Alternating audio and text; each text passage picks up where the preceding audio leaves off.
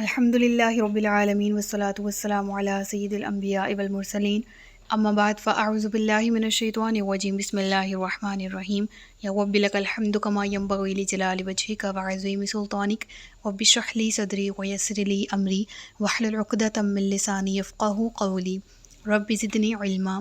السلام علیکم ورحمۃ اللہ وبرکاتہ۔ میں حافظہ افرا جاوید اسلام آپ سب سے مخاطب ہوں، اپنے یوٹیوب چینل انفینٹ اسلام میں آپ سب کو خوش آمدید کہتی ہوں۔ گزشتہ اسباق میں ہم نے پارہ نمبر 21 سورۃ لقمان جو کہ شروع کی تھی، حضرت لقمان علیہ السلام کی نصیحتوں کا ذکر جاری تھا، اور ان میں جو ورسز تھی ورس نمبر 13 یہاں تک ہم نے پڑھ لی۔ آج کے سبق میں آیت نمبر 14 سے آغاز کیا جا رہا ہے، جس میں ایک اور نصیحت کا ذکر ہے جو آپ نے تاکید فرمائی۔ ذکر ہوا وَوَصَّيْنَا الْإِنسَانَ بِوَالِدَيْهِ حَمَلَتْهُ أُمُّهُ وَهْنًا عَلَى وَهْنٍ وَفِصَالُهُ فِي عَامَيْنِ أَنِ اشْكُرْ لِي وَلِوَالِدَيْكَ، اور ہم نے آدمی کو اس کے ماں باپ کے بارے میں تاکید فرمائی۔ اس کی ماں نے کمزوری پر کمزوری برداشت کرتے ہوئے اسے پیٹ میں اٹھائے رکھا، اور اس کا دودھ چھڑانے کی مدت 2 سال میں ہے کہ میرا اور اپنے والدین کا شکر ادا کرو۔ تو اس آیت کی ابتدا میں اللہ تبارک و تعالیٰ فرماتا ہے کہ میں نے آدمی کو یعنی انسان کو اپنے ماں باپ کا فرما بردار رہنے اور ان کے ساتھ نیک سلوک کرنے کی تاکید فرمائی، اور پھر اس کا سبب بیان کرتے ہوئے ارشاد فرمایا رب العالمین نے کہ اس کی ماں نے اسے کمزوری پر کمزوری برداشت کرتے ہوئے پیٹ میں اٹھائے رکھا۔ ماں کا حق باپ کی نسبت زیادہ ہے، اگرچہ دونوں کی خدمت، دونوں کی فرما برداری، دونوں سے محبت کا ذکر برابر ہے، لیکن بہرحال اگر ایک انسان پر حقوق کی بات کی جائے تو والدہ کے حقوق والد سے زیادہ ہیں۔ اس ضمن میں ایک حدیث بھی آپ کے سامنے پیش کروں گی۔ یہاں پر ذکر ہے کہ کمزوری پر کمزوری، اس سے کیا مراد ہے؟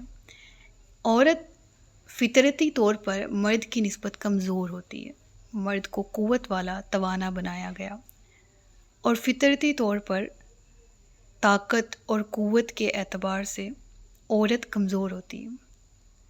پھر اس کے بعد جب اللہ تبارک و تعالیٰ اسے نوید اولاد سناتا ہے تو اس کی کمزوری میں اضافہ ہوتا چلا جاتا ہے۔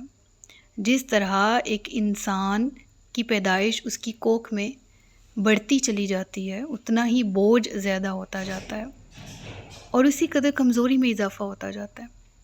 دیکھیں نا، یہ ایک عورت کا حوصلہ ہے نا کہ وہ ایک دنیا کو، ایک زندگی کو دنیا میں لے کر آتی ہے، اور وہ ایک انسان کی حیات کا سبب بنتی ہے، اور بلا شبہ یہ قوت بھی اللہ کی طرف سے اس کو عطا کی جاتی ہے کہ وہ ایک زندگی کے اس دنیا میں آنے کا باعث بنے، حالانکہ وہ فطرتی طور پر خود کمزور ہے، اور اس کنڈیشن میں اس کو مزید کمزوریوں کا سامنا ہے، لیکن اس کے باوجود ایسی کون سی وائٹل فورس ہے جو اس کو اس طرح کی اسٹرینتھ دیتی ہے کہ وہ ایسا کام کر دیتی ہے جو کہ کسی اور کے بس کی بات نہیں ہے۔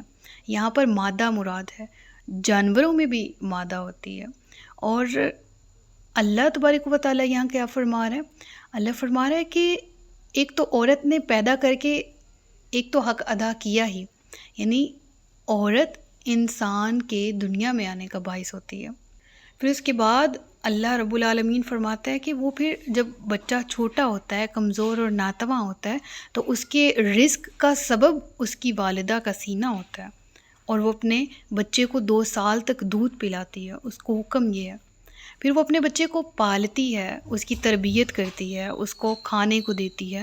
ہاں، یہ چیز ہم سب نے ایکسپیرینس کی ہوگی کہ چھوٹا بچہ اگر رو رہا ہے تو ماں کو پتہ ہوگا اب اس کو نیند آ رہی ہے، اب اسے بھوک لگی ہے، اسے گرمی لگ رہی ہے، اسے سردی لگ رہی ہے، وغیرہ وغیرہ۔ وہ بچہ خود بتانے کے قابل نہیں ہوتا ابھی، لیکن ماں اس کی کنڈیشن سمجھ جاتی ہے کہ یہ میرا بچہ کس حالت میں ہے۔ سمجھ آ رہی ہے نا؟ تو بالکل اسی طرح دنیا میں آنے سے پہلے وہ اپنے بچے کو کس طرح سے کیئر کرتی ہے، کس کیئر کے ساتھ وہ اسے دنیا میں لاتی ہے، اپنے آپ کو، اپنی ذات کو بھول جاتی ہے عورت۔ جب وہ ماں بنتی ہے، مر کے دوبارہ نکلتی ہے ایک طرح سے، کہ اللہ اسے نئی زندگی دیتا ہے، کس کے لیے؟ اس کی اولاد کے لیے، اور پھر وہ اپنی اولاد کی پرورش کرتی ہے، اسے پروان چڑھاتی ہے، اس کی کیئر کرتی ہے۔ تو اللہ اس چیز کا ذکر فرما رہا ہے کہ عورت پہلے پیدائشی فطرتی طور پر کمزور مرد کی نسبت، پھر اس کے بعد جب ایک زندگی کے دنیا میں لانے کا وجود کا جو مقصد ہے وہ بنتی ہے، پھر اس کے بعد کمزوری پر کمزوری، تھکن اور مشقتیں اس کو پہنچتی رہتی ہیں، اور وہ درد، وہ تکلیف جب اولاد کے دنیا میں آنے پر وہ سہتی ہے، برداشت کرتی ہے، وہ تو پھر مزید ہے نا کہ ایک تو کمزوری، پھر اس کے بعد تکلیفیں، اور پھر دودھ پلانا بھی مستقل مشقت کا ذریعہ ہے، اور پھر اس کے بعد ذکر بھی رب نے فرما دیا کہ بچے کا دودھ چھڑانے کی مدت ولادت کے وقت سے لے کر 2 سال تک ہے۔ تو اس ضمن میں ایک حدیث سامنے آتی ہے جس میں والدہ کے حقوق، والدین کے حقوق کا تو ذکر ہے ہی، لیکن ساتھ ہی ساتھ اس امر کا بھی ذکر ہے کہ ایک عورت پر اس کے والد اور والدہ میں سے کس کا حق زیادہ ہے۔ تو ارشاد نبوی ہے کہ کسی شخص نے خدمت اقدس میں حاضر ہو کر دریافت کیا کہ یا رسول اللہ صلی اللہ علیہ وآلہ وسلم، میں کس کے ساتھ احسان کروں؟ تو آپ صلی اللہ علیہ وآلہ وسلم فرماتے ہیں امو کا، اپنی ماں کے ساتھ۔ اس نے دوبارہ عرض کیا ثم من، اس کے بعد کس کے ساتھ؟ تو آپ نے پھر جواب دیا امو کا، اپنی ماں کے ساتھ۔ پھر اس نے یعنی کہ دوبارہ سے سوال کیا ثم من، اس کے بعد پھر فرمایا رسول اللہ صلی اللہ علیہ وآلہ وسلم نے کہ امو کا، یعنی 3 مرتبہ اس شخص نے سوال کیا کہ مجھ پر حق کون زیادہ رکھتا ہے، میں کس کے ساتھ احسان کروں؟ تو آقا علیہ الصلوۃ والسلام کا جواب تھا تیری ماں کا تجھ پر حق ہے۔ اور پھر چوتھی بار جب اس نے پوچھا ثم من، اس کے بعد کس کا؟ تو پھر آپ نے فرمایا ابو کا، یعنی اپنے باپ کے ساتھ تو احسان کر، اس کا حق تجھ پر ہے۔ اور پھر آخر میں، آیت کے آخر میں ذکر کیا انشکر لی ولی والدیک، یعنی یہاں پر اپنا شکر کرنے کے ساتھ ساتھ والدین کا شکر ادا کرنے کا بھی حکم ملا۔ یعنی یہاں پر اللہ رب العالمین نے بندہ نوازی کی حد کر دی، اور اسلامی معاشرہ میں والدین کا جو اعلیٰ اور عرفہ مقام ہے اس کی وضاحت فرما دی۔ اس کے بعد بھی اگر مسلمان بچے اپنے والدین کی خدمت میں کوتاہی کریں تو ان کے ساتھ حسن سلوک کر کے ان کی دعائیں نہ لیں اور ان کے لیے باعث اذیت بنیں تو یہ بڑی بدقسمتی ہے۔ یہ تصویر پھر آخر کار تمہیں میری ہی طرف لوٹنا ہے، یعنی یہاں پر ایک بہت غور طلب بات ہے، اور دیٹ از کہ اللہ تبارک و تعالیٰ والدین کے ساتھ حسن سلوک کی تاکید فرما رہا ہے۔ یہاں پر ایسا ہی ہے، والدین کی اطاعت کا تاکیدی حکم بھی قرآن میں ذکر کر دیا، لیکن اس سے یہ غلط فہمی پیدا ہو سکتی تھی کہ والدین کا ہر حکم ماننا، ان کی ہر خواہش پوری کرنا ضروری ہے، اگرچہ وہ شرک کرنے یا اللہ کی نافرمانی کرنے کا حکم دے۔ تو آیت کے اس حصے سے اس غلط فہمی کا ازالہ کیا گیا اور بتا دیا گیا کہ بے شک والدین کا حق تو بڑا ہے اور ان کی خوشنودی حاصل کرنا بھی بہت بڑی سعادت ہے، لیکن بہرحال ان کا حق اللہ کے حق سے کم ہے۔ اگر وہ اس کے ساتھ شرک کرنے پر یا اس کے کسی حکم کی نافرمانی کرنے پر اصرار کریں تو اس وقت ان کے حکم کو مسترد کر دینا ضروری ہوگا، کیونکہ اب وہ والدین اپنی حد سے تجاوز کر رہے ہیں، وہ حدود جو اللہ تعالیٰ نے ہر ایک کے لیے مقرر کی ہیں۔ تو اس ضمن میں ایک حدیث پاک کا مفہوم بھی آتا ہے کہ حدیث پاک میں ہے کہ کسی مخلوق کی ایسی اطاعت نہ کرو جس سے اللہ تعالیٰ کی نافرمانی ہوتی ہو، اور یہ چیز میں نے تو ایکسپیرینس کی ہے، آپ نے بھی کی ہوگی کہیں نہ کہیں، کبھی نہ کبھی۔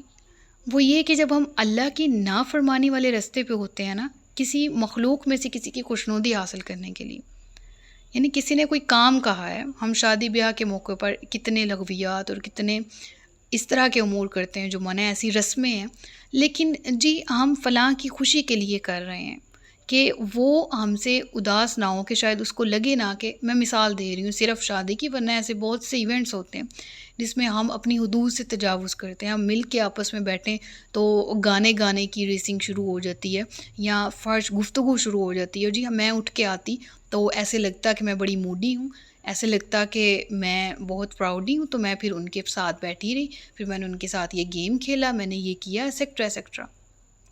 تو ہم مخلوق کی خوشی کے لیے جو کام کرتے ہیں اور ہمیں واضح معلوم بھی ہوتا ہے کہ اس میں اللہ تعالیٰ کی ناراضگی ہے، تو میں ایک بات بتاؤں، دل کا چین بھی چھن جاتا ہے۔ اللہ جب ناراض ہو تو پھر اس مخلوق جس کے پیچھے آپ بھاگ رہے ہوتے ہیں اس کو راضی کرنے کے لیے، وہ بھی آپ کی نہیں رہتی، تو یہاں پر ذکر جب کیا گیا نا الیہ المصیر، میری ہی طرف تمہیں پلٹ کر آنا ہے، لوٹ کر تم میری ہی طرف آؤ گے. اور پھر اگلی آیت میں اسی تفسیر کی وضاحت کہ جو ابھی میں نے آپ کے سامنے تفسیر پیش کی ہے کہ اللہ فرما رہا ہے اگر وہ دونوں تجھ پر کوشش کریں کہ تو کسی ایسی چیز کو میرا شریک ٹھہرائے جس کا تجھے علم نہیں ہے تو ان کا کہنا نہ مان اور دنیا میں اچھی طرح ان کا ساتھ دے اور میری طرف رجوع کرنے والے آدمی کے راستے پر چل، پھر میری ہی طرف تمہیں پھر کر آنا ہے، پھر میں تمہیں بتا دوں گا جو تم کرتے تھے. اب یہاں پر بہت باریک نکتہ ہے. منع تو کر دیا گیا کہ اگر وہ میری نافرمانی پر مجبور کریں تو تم ان کی بات نہ مانو، لیکن پھر اس کے بعد ذکر کیا گیا فلا تطعہما کہہ کر وصاحبہما فی الدنیا معروفا. یعنی چاہیے تو یہ تھا کہ جب والدین اپنے خالق اور مالک کے سرکش ہوں اور شرک کے مرتکب ہوں تو ان سے قطع تعلق کر لیا جائے اور کسی بھی قسم کی شفقت اور محبت کا مظاہرہ ان سے نہ کیا جائے. لیکن انسان قربان جائے اس دین فطرت پر، اس کی پاکیزہ تعلیمات پر. فرمایا کہ ان کی بات نہ مانو، اس کے علاوہ ان کے ساتھ حسن سلوک کے سارے تقاضے پورے کرو. وہ بیمار ہوں تو ان کی تیمارداری کرو، وہ مفلس ہوں تو ان کے اخراجات کا بوجھ اٹھاؤ، ان کا ادب کرو، ان کا احترام ہر حالت میں ملحوظ رکھو. ان کے زیادتیوں کے باوجود تمہاری طرف سے تلخ کلامی اور بے مہری کی نوبت تک نہ آئے. اللہ اکبر. یعنی شریعت اسلامی پر تم بہرحال عمل پیرا رہو گے. کہ اس بات سے واضح یہ ہوتا ہے کہ والدین اگر شرک پر مجبور کر رہے ہیں، اگر وہ اہل ایمان نہیں ہیں یا والدین اہل ایمان ہیں لیکن وہ کسی ایسے امر کی طرف آپ کو مجبور کر رہے ہیں جو کہ شریعت میں ناجائز ہے، somehow ایسا ہوتا ہے، تو ایسی صورت میں ان کی بات نہ مان ذکر آ گیا. لیکن ساتھ ہی ساتھ یہ بھی ارشاد فرمایا گیا کہ ان کے ساتھ حسن سلوک کا دامن ہاتھ سے نہ چھوڑو. یہ نہ ہو کہ تم ان کے ساتھ بدتمیزی کرنے پر اتر آؤ، ایسا نہ ہو کہ تم ان کے ساتھ برا سلوک کرنے پر اتر آؤ، ایسا نہ ہو کہ تم ان کے حقوق ادا کرنے میں کوتاہی کرو. تمہیں ان کے حقوق بہرحال ادا کرنے ہیں. اللہ اکبر.